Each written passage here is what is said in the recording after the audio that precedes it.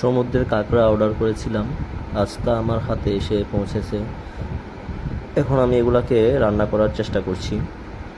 প্রথমে কাঁকড়াগুলোকে সিদ্ধ করে নিচ্ছি ভালো করে, যাতে ময়লাগুলো চলে যায়। এরপর আমি এগুলাকে কেটে নিচ্ছি, পাগুলো আলাদা করে ফেলবো। এবং এই কাঁকড়াটি ফিমেল কাঁকড়া, এটাতে অনেক ডিম হয়েছে, যদিও ডিমগুলো আমি ফেলে দিয়েছি। এবং একটা ছুরি দিয়ে আলতো করে একটু প্রেসার দিলে কাঁকড়ার খোলসটা উঠে যায়। খোলসটা তুলে ফেলার পর খোলসের দুই পাশে যে ময়লাগুলো আছে এগুলো ফেলে দিতে হবে, এবং যে মাঝখানে ময়লাগুলো আছে এগুলো ভালো করে পরিষ্কার করতে হবে। যেহেতু এগুলা পানির নিচে থাকে এবং ফিশিং করে আনা হয়, অনেক ধরনের ময়লা এদের গায়ে লেগে থাকার সম্ভাবনা আছে, তাই এগুলো একটু ভালো করে পরিষ্কার করে নিতে হবে। ভালো করে পরিষ্কার করে নিলে ব্যাড স্মেলটা আর থাকে না। তাই আমি চেষ্টা করছি খুব ভালোভাবে এগুলাকে পরিষ্কার করে নেওয়ার জন্য। কাঁকড়ার খোলসে শ্যাওলার মতো কী যেন আটকে ছিল, আমি এগুলা ছুরি দিয়ে নিয়ে ফেলার ট্রাই করছি এবং এগুলা পরিষ্কার করে ফেলছি যতটুকু আমার সম্ভব হয়।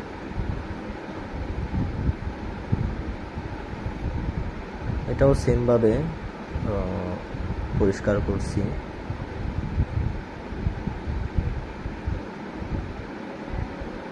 কাঁকড়া আসলে চিংড়ি মাছের মতো অত কঠিন না, জাস্ট খোলসটা তুলে ফেলার পর যে ময়লাগুলো আছে এগুলা পরিষ্কার করে নিলেই কাঁকড়া প্রসেসিং হয়ে যায়, এবং পাগুলো একটু ভালো করে ধুয়ে নিতে হয়।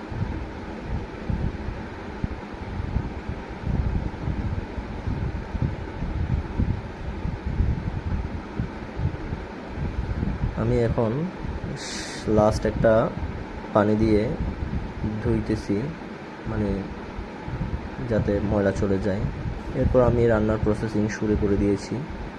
পেঁয়াজ, রসুন এগুলা কেটে নিচ্ছি।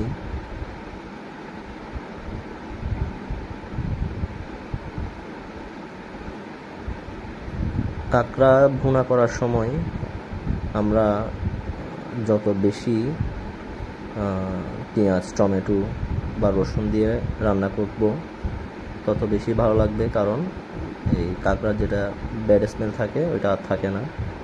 এখন আমি কাঁচামরিচ, পেঁয়াজ, রসুন দিয়ে একটু লাল করে নিলাম। এরপর হলুদ, লাল মরিচ, তারপর পরিমাণ মতো মশলা অ্যাড করলাম। এখন মশলাগুলোকে পানি দিয়ে একটু কষিয়ে নিব।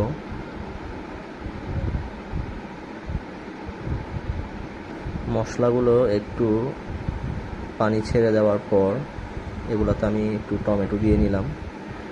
এখন মশলাগুলো পরিপূর্ণ কষানো শেষ, এখন আমি কাঁকড়া দিয়ে দিচ্ছি। কাঁকড়াগুলো দেওয়ার পর আমি একটু ভালো করে নাড়াচাড়া করলাম, যাতে মশলাগুলো ঠিকভাবে কাঁকড়াতে বা কাঁকড়ার মাংসের ভিতরে পৌঁছায়। এখন পানি দিয়ে আমি একটু লেবুর রস দিচ্ছি, যাতে কোনো প্রকার ব্যাড স্মেল না থাকে। অনেকে লেবুর রস দেয় না, কিন্তু আমি একটু যোগ করছি কারণ আমার লেবুর রস দিয়ে খেতে ভালো লাগে। এটা হচ্ছে ফাইনাল লুক। কাঁকড়াগুলো হয়ে গেছে। কেমন লেগেছে আপনাদের জানাবেন। সবাইকে ধন্যবাদ। আসসালামু আলাইকুম।